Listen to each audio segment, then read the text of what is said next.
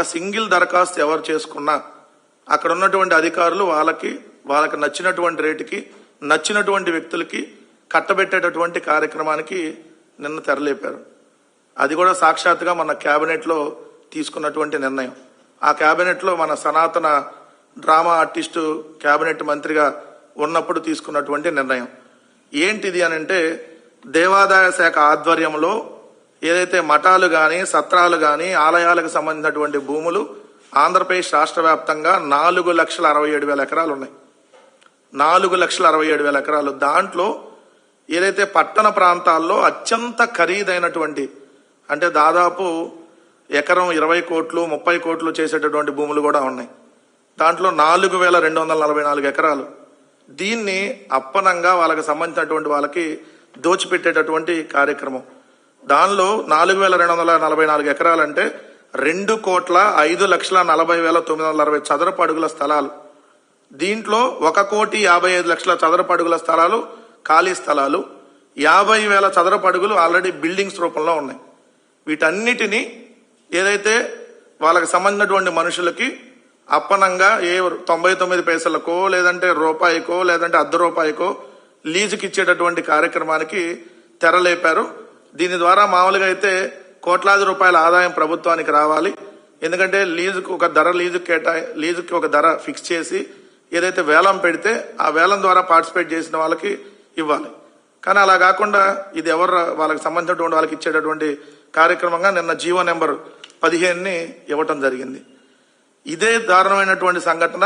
దీనికి మించి తిరుమల తిరుపతి దేవస్థానానికి సంబంధించి దాదాపుగా అధికార రిజిస్ట్రేషన్ విలువ ప్రకారం 350 కోట్ల రూపాయల విలువైనటువంటి స్థలం, మార్కెట్ విలువ చూసుకుంటే దాదాపుగా 3,000 కోట్ల రూపాయల విలువైనటువంటి తిరుమల తిరుపతి దేవస్థానం స్థలాన్ని ఆంధ్రప్రదేశ్ రాష్ట్రంలో చంద్రబాబు నాయుడు గారి కూటమి ప్రభుత్వం ఏదైతే టీవీ మసాలా చైర్మన్, ఇప్పుడు టీటీడీ చైర్మన్ గా ఉన్నటువంటి బిఆర్ నాయుడు సంయుక్తంగా ఇద్దరు కలిసి కుమ్మక్కై 3 అంచెల విధానంలో దాన్ని మ్యానిపులేట్ చేసి 350 కోట్ల విలువైనటువంటి స్థలాన్ని ఏదైతే దారాదత్తం చేసినటువంటి పరిస్థితి.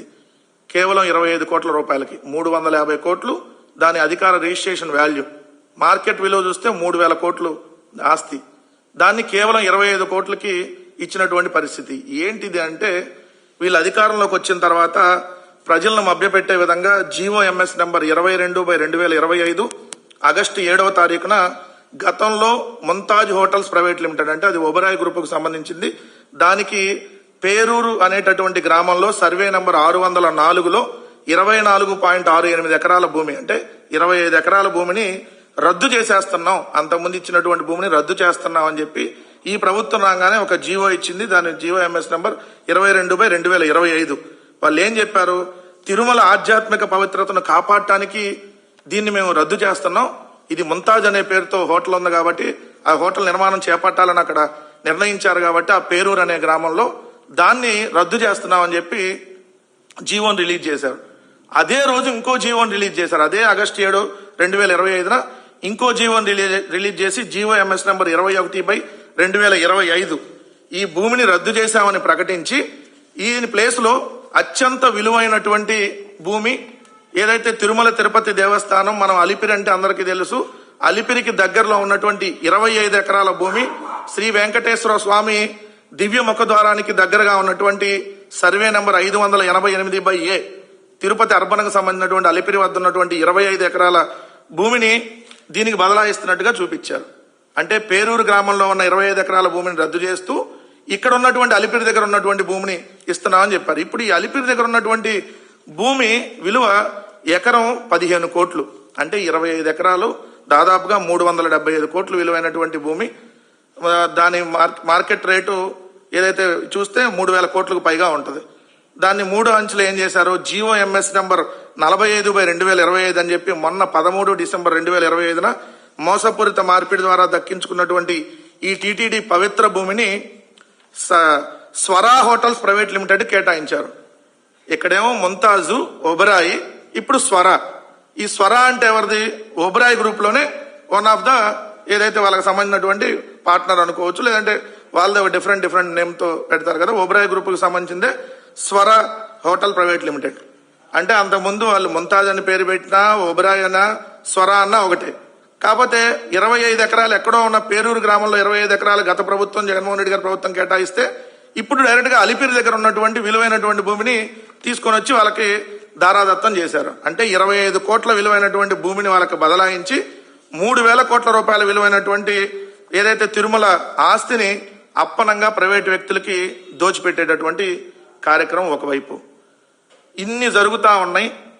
ఇంత జరుగుతా ఈ విధంగా దోపిడీకి ఒక పక్క మార్గాన్ని తీసుకొని వెళ్ళి ఇంకో పక్క దేవాలయాలలో రోజు రోజుకి జరుగుతున్నటువంటి అపవిత్రాలు, దేవాలయాల్లో ఏదైతే జరుగుతున్నటువంటి దాడులు, దేవాలయాల పవిత్రతని రోజు రోజుకి దెబ్బతీస్తున్నటువంటి తీరు.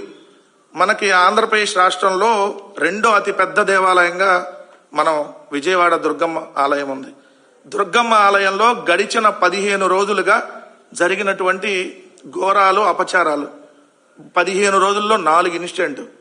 మొన్నటికి మనం చూస్తే డిసెంబర్ 27వ తారీఖున ఉదయం 10:30 నుంచి మధ్యాహ్నం 2:30 గంటల వరకు దుర్గమ్మ గుడికి మొత్తం పవర్ అంతా ఆపేశారు. అంటే కరెంట్ కట్ చేశారు.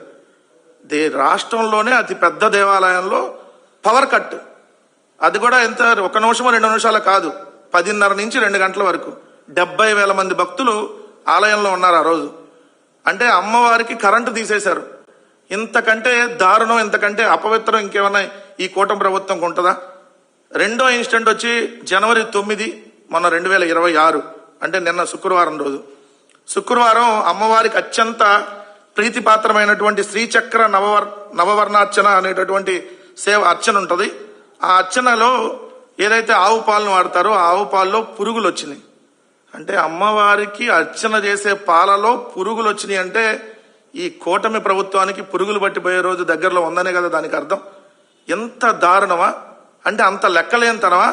అమ్మవారు కూడా మన ఏం చేస్తారులే అనేటటువంటి ఆ రేంజ్కి వెళ్ళిపోయారు వీళ్ళు. అంతకుముందు ఎప్పుడన్నా ఇలాంటి ఇన్సిడెంట్ జరిగిందా? అర్చనలో పాలు, ఆవు పాలని ఏ రోజుకి ఆ రోజు ఫ్రెష్ గా ఉండేటటువంటి పాలను వాడతారు. కానీ మీరు మొన్న ఒక కాంట్రాక్టర్కి ఇచ్చి టెట్రా ప్యాకెట్లు వాడాడంట. అంటే అంత కొవ్వెక్కి కొట్టుకుంటా ఉన్నారా? అంటే మీకు దేవుడన్నా అమ్మవారన్నా అసలు అంత లెక్కలేనితనంగా బిహేవ్ చేస్తా ఉన్నారా? అర్చన కూడా దాదాపుగా అరగంటకు పైగా ఆగిపోయినటువంటి పరిస్థితి. వందలాది మంది భక్తులు చూస్తుండగానే ఈ సంఘటన జరిగినటువంటిది. ఇదే జనవరి 9 మళ్ళీ అదే రోజు ఏదైతే దుర్గమ్మ ఆలయంలోని మహామండపంలో 5వ అంతస్తులో కేక్ కట్ చేయబోయారు. మీడియా వాళ్ళు చూస్తే దాన్ని ఆపేశారు. అంటే కేక్ అంటే తెలుసు కదా మీకు, ఎగ్ అయి ఉంటాయి. ఆ కేక్ కట్ చేయబోయారు మహామండపం 5వ అంతస్తులో.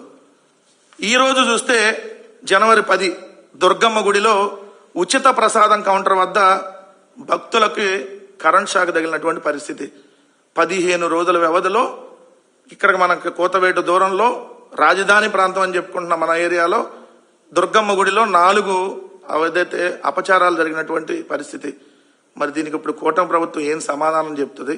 దేవాలయాల మీద దాడులు చూస్తూ ఉంటే మొన్నటికి మొన్న ఇక్కడ మన గోదావరి జిల్లాలో ద్రాక్షారామం, పవిత్ర పంచారామ క్షేత్రాల్లో ఒకటైనటువంటి ద్రాక్షారామంలో శివలింగాన్ని బగలగొడతాడు. అదేమంటే శివభక్తుడు అని చెప్పి ఎస్పీ ప్రెస్ మీట్ పెడతాడు. అదేందో మరి శివభక్తుడు వెళ్ళి శివలింగాన్ని ఎట్ట బగలగొడతాడు? ఏదో చంద్రబాబు నాయుడు గారు వెళ్ళి రామారావు భక్తుడిలాగా రామారావు గారికి వెళ్ళి వెన్నుపోటు పడిచినట్టుగా ఇతనేమో శివభక్తుడు అంట, ఇతను వెళ్ళి శివలింగాన్ని బగలగొట్టాడంట.